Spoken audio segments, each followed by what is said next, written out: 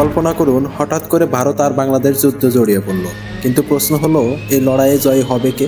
ভারত, যাদের আছে বিশাল সেনাবাহিনী, পারমাণবিক অস্ত্র আর আধুনিক যুদ্ধ বিমান, নাকি বাংলাদেশ, যারা সংখ্যায় ছোট হলেও সাহসিকতা আর কৌশলী গেরিলা যুদ্ধের জন্য তারা পরিচিত? আজকের ভিডিওতে আমরা এই প্রশ্নের গভীরে যাব। মিলিটারি শক্তি, অস্ত্র, ভৌগোলিক কৌশল সবকিছু বিশ্লেষণ করব। তো চলুন শুরু করা যাক। বাংলাদেশ এবং ভারত দুই প্রতিবেশী দেশ। ভূরাজনৈতিক, অর্থনৈতিক এবং সামরিক দিক থেকে এরা একে অপরের সঙ্গে গভীরভাবে সংযুক্ত।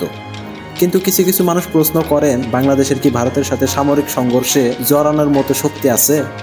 এই প্রশ্নের উত্তর জানতে হলে আমাদের দুই দেশের সামরিক শক্তি, অর্থনীতি এবং কূটনৈতিক সম্পর্কের বাস্তবতা বিশ্লেষণ করতে হবে। প্রথমে আসি বাংলাদেশ ও ভারতের সামরিক শক্তির তুলনা নিয়ে। ভারত এবং বাংলাদেশের সামরিক শক্তির তুলনা করলে একটি স্পষ্ট চিত্র পাওয়া যায়। ভারত দক্ষিণ এশিয়ার বৃহত্তম সামরিক শক্তিগুলোর একটি এবং বিশ্বের অন্যতম শক্তিশালী সামরিক বাহিনী আছে তাদের। অন্যদিকে বাংলাদেশ একটি মাঝারি সামরিক শক্তি নিয়ে কাজ করে। আসুন দুটি দেশের সামরিক শক্তি নিয়ে বিশদে আলোচনা করি। বাংলাদেশের সামরিক শক্তি। বাংলাদেশের সেনাবাহিনী, নৌবাহিনী এবং বিমান বাহিনী সম্মিলিতভাবে কাজ করে। 1971 সালে মুক্তিযুদ্ধের মাধ্যমে স্বাধীনতা অর্জনের পর থেকেই বাংলাদেশ তার সামরিক শক্তি বৃদ্ধি করে চলছে। বাংলাদেশের সামরিক বাহিনীতে প্রায় 1,70,000 সক্রিয় সেনা এবং রিজার্ভ বাহিনী রয়েছে। বাংলাদেশের সেনাবাহিনী বিভিন্ন আন্তর্জাতিক শান্তি মিশনে অংশগ্রহণ করে এবং জাতিসংঘের শান্তিরক্ষা বাহিনীর অন্যতম প্রধান অংশীদার। তবে সরাসরি যুদ্ধ লিপ্ত হওয়ার সক্ষমতা ভারতের তুলনায় অনেক কম। এবার আসি ভারতের সামরিক শক্তি নিয়ে। ভারতের সামরিক শক্তি অনেক বড় এবং শক্তিশালী। ভারতের প্রায় 14 লক্ষ সক্রিয় সেনা রয়েছে এবং তাদের শক্তিশালী নৌবাহিনী এবং বিমান বাহিনীও আছে। ভারতে রয়েছে অত্যাধুনিক অস্ত্র এবং পরমাণু ক্ষমতা, যেমন অগ্নি এবং ব্রহ্মাস্ত্রের মতো মিসাইল সিস্টেম, যা বাংলাদেশের তুলনায় অনেক বেশি আধুনিক এবং শক্তিশালী। ভারতের সামরিক বাজেট বিশ্বের অন্যতম বৃহত্তম। প্রতি বছর ভারত তার সামরিক খাতে বিশাল পরিমাণ বাজেট বরাদ্দ করে, যা বাংলাদেশের বাজেটের তুলনায় অনেক বেশি। এবার আলোচনা করা যাক ভূরাজনৈতিক প্রেক্ষাপট নিয়ে। বাংলাদেশ এবং ভারতের ভূরাজনৈতিক সম্পর্কের ইতিহাস বেশ জটিল। 1971 সালে মুক্তিযুদ্ধের সময় ভারত বাংলাদেশের স্বাধীনতায় গুরুত্বপূর্ণ ভূমিকা পালন করেছিল। তবে পরবর্তী সময়ে দুই দেশের মধ্যে বিভিন্ন সময় সীমান্ত সমস্যা এবং কূটনৈতিক টানাপোড়েন দেখা দিয়েছে। দুটি দেশের মধ্যে সীমান্তবর্তী কিছু বিরোধ রয়েছে, যেমন তিস্তা নদীর পানি বণ্টন, সীমান্তে হত্যা এবং বাণিজ্য নিয়ে আলোচনা। তবে সাম্প্রতিক সময়ে দুই দেশের সম্পর্ক অনেকটাই উন্নত লাভ করছে। বাণিজ্য উন্নয়ন প্রকল্প এবং কৌশলগত অংশীদারিত্বের মাধ্যমে তারা পরস্পরের সঙ্গে কাজ করছে। বাংলাদেশের পররাষ্ট্রনীতি শান্তি ও উন্নয়নকে প্রাধান্য দেয়। যুদ্ধের পথে না গিয়ে বাংলাদেশ বরাবরই কূটনৈতিক সমাধানের দিকে ঝুঁকেছে। ভারত ও বাংলাদেশের সঙ্গে তাদের সম্পর্ক শক্তিশালী করতে চায়, কারণ তারা একে অপরের গুরুত্বপূর্ণ প্রতিবেশী। এখন আলোচনা করা যাক ভারত বাংলাদেশের যুদ্ধে অর্থনৈতিক প্রভাব কিরকম পড়তে পারে। যে কোনো যুদ্ধের সাথে সাথে আসে বিশাল অর্থনৈতিক ক্ষতি।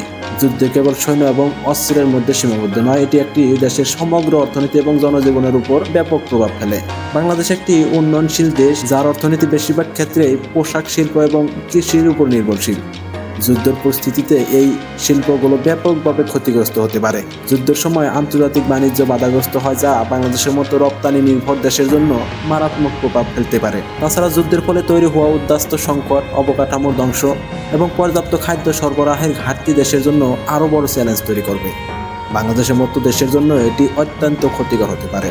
একইভাবে ভারতের যুদ্ধের পরিস্থিতিতে অর্থনৈতিকভাবে ব্যাপক ক্ষতির সম্মুখীন হবে। তবে ভারতের অর্থনীতি অনেক বড় এবং বৈচিত্র্যময়, তাই তারা এই ধরনের সংকট মোকাবেলা করার ক্ষমতা বেশি রাখে। তবে যুদ্ধের ফলে ভারতের জিডিপি প্রবৃদ্ধি কমে যেতে পারে এবং দেশের অভ্যন্তরীণ স্থিতিশীলতা ব্যাহত হতে পারে। যুদ্ধের একটি গুরুত্বপূর্ণ দিক হলো প্রযুক্তি এবং আধুনিক অস্ত্রশস্ত্রের ব্যবহার। ভারতের হাতে রয়েছে অত্যাধুনিক অস্ত্র এবং মিসাইল সিস্টেম, যা বাংলাদেশের তুলনায় অনেক বেশি উন্নত। ভারতের নিজস্ব প্রযুক্তিতে ড্রোন, ক্ষেপণাস্ত্র এবং স্যাটেলাইট ব্যবস্থাপনা করছে, যা যুদ্ধক্ষেত্রে তাদের কৌশলগত সুবিধা দেয়।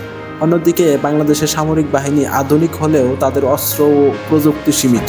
বাংলাদেশের সামরিক বাহিনীকে এখনও বিভিন্ন দেশের উপর নির্ভর করতে হয়। তবে বাংলাদেশের সামরিক বাহিনী তাদের সীমিত সম্পদের মধ্যে কৌশলগত দক্ষতা দেখিয়েছে।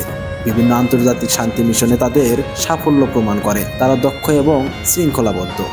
যদিও বাংলাদেশের ভারতকে প্রতিদ্বন্দ্বিতা করার সামরিক সক্ষমতা নেই, তবে কি যুদ্ধের সম্ভাবনা আছে? বর্তমান প্রেক্ষাপটে যুদ্ধের সম্ভাবনা খুবই কম, কারণ যুদ্ধ উভয় দেশের জন্য ব্যাপক ক্ষতিকারক হবে। দুটি দেশই কূটনৈতিকভাবে তাদের সমস্যা সমাধানে আগ্রহী। সীমান্ত সমস্যা নিয়ে নিয়মিত কূটনৈতিক আলোচনা এবং দ্বিপাক্ষিক মিটিং অনুষ্ঠিত হচ্ছে। ভারত এবং বাংলাদেশ দুটো দেশই চায় তাদের সম্পর্ক আরও মজবুত হোক, তিস্তা নদীর পানি বন্টন, সীমান্ত হত্যা এবং অন্যান্য বিষয়গুলোতে শান্তিপূর্ণ সমাধান আসতে পারে। যুদ্ধের পরিবর্তে দুই দেশ তাদের উন্নয়ন এবং বাণিজ্যিক অংশীদারিত্বের দিকে মনোনিবেশ করছে। ভারত বাংলাদেশের বাণিজ্য এবং অবকাঠামো উন্নয়ন প্রকল্পগুলো উভয় দেশের জন্য লাভজনক হচ্ছে। এ কারণে যুদ্ধের বদলে শান্তিপূর্ণ সম্পর্ক বজায় রাখার দিকেই বেশি গুরুত্ব দেওয়া হচ্ছে। সংক্ষেপে বলতে গেলে বাংলাদেশ এবং ভারতের মধ্যে সামরিক সংঘর্ষের সম্ভাবনা খুবই কম। দুই দেশের সামরিক শক্তির মধ্যে ব্যাপক পার্থক্য থাকলেও কূটনৈতিক সম্পর্ক এবং অর্থনৈতিক উন্নয়নের স্বার্থে উভয় দেশই শান্তির পথে এগিয়ে যেতে চায়। যুদ্ধ কোনো দেশের জন্য লাভজনক নয়, বরং সম্পর্কের উন্নয়ন এবং দ্বিপাক্ষিক সহযোগিতায় উভয় দেশের জন্য উত্তম পথ। আসুন আমরা শান্তি ও সম্প্রীতির পথে এগিয়ে যাই এবং যুদ্ধের চিন্তা থেকে দূরে থাকি। আজকের ভিডিওটি এখানেই শেষ করছি। যদি ভিডিওটি ভালো লেগে থাকে তাহলে অবশ্যই লাইক, শেয়ার এবং সাবস্ক্রাইব করুন। ধন্যবাদ সবাইকে।